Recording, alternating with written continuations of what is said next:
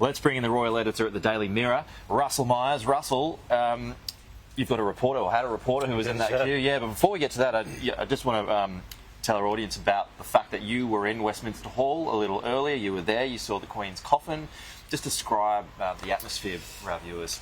Well, an eerie silence had descended over London in the sort of hours before the Queen's coffin was going to be brought from the final time from Buckingham Palace. But a real privilege, first and foremost, to be selected to be in Westminster Hall. But just to give you a sense of the enormity of the occasion, that this place has been in existence for hundreds and hundreds of years, and it's just a deathly silence across the city. I mean, broken by just obviously the chimes from Big Ben, the gunshots ringing out from Hyde Park, and we could tell the procession was getting closer and closer. The military band's noise was getting louder and louder, and then when we saw the royal family come into the hall, it was absolutely extraordinary. And I think we've almost forget that it's been very much business as usual, especially for King Charles. He's had to speak to the four nations. We saw his address, very, very stoic in his address. But I think they just allowed themselves a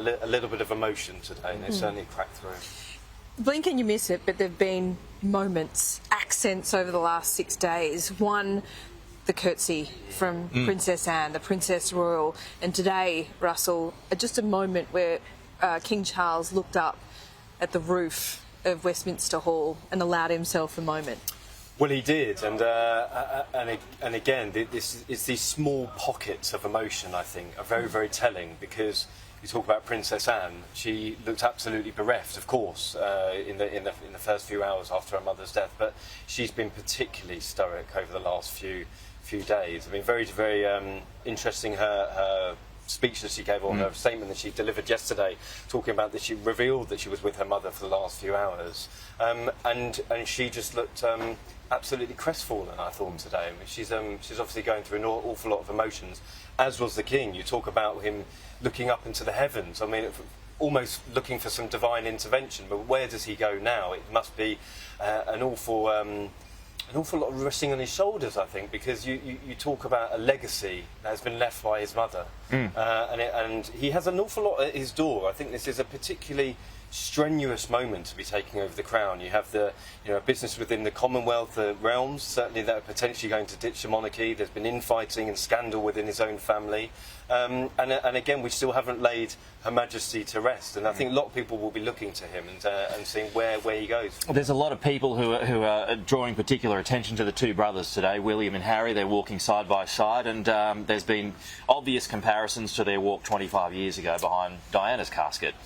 Well, there has been. I mean, we saw it last Saturday, didn't we? The two brothers being side by side. It was a scene we didn't expect to see. Certainly, there was going to be a walkabout about 4:30, and it was delayed and delayed again, and then suddenly the Sussexes and the new Prince and Princess of Wales emerged from the car together. I mean, my understanding is that it's duty first. I mean, it always, mostly is with most members of the family, duty first.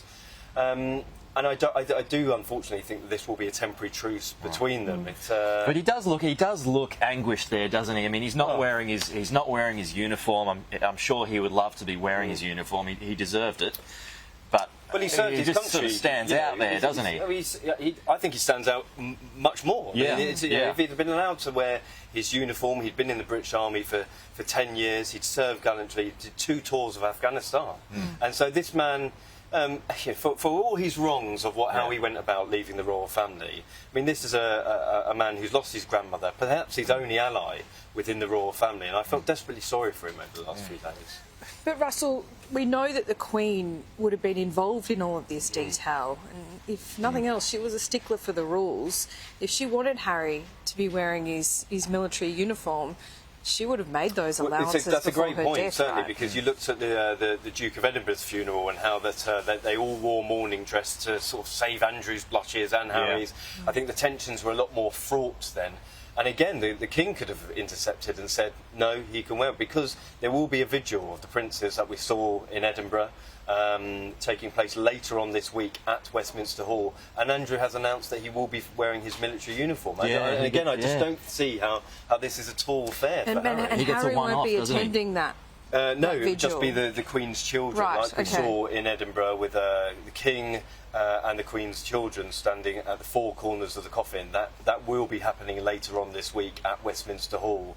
It's called the Vigil of the Princes. Princess Anne is the first woman to ever take part in such a ceremony, and he just has described it as a mark of respect for his mother, and it may well be that, but I just think that it really smacks of just a bit of unfairness for Harry, I think, because he is a man in mourning. How do you think the king is going? I mean, he's shown flashes of temper bursting in a couple of days with the pen incident yesterday. He's back at Highgrove tonight. He is, and hopefully that he has a couple of days off now, Yeah. because it's been an absolutely incredible schedule for him. Yeah. I mean, from the very, very moment that he was saying goodbye to his mother and becomes the king, he was straight on to business. We saw the incredible statement that he gave, and I think that showed a bit of him as a person, talking about how he sees his role within this family, but also carrying on the legacy of his mother. Does Highgrove, is that his Balmoral? Is that Yes. where? Yeah. I mean, he has a place on the Balmoral estate, but it's always been his preferred place, his place of solace, I think. Yeah. And it's quite telling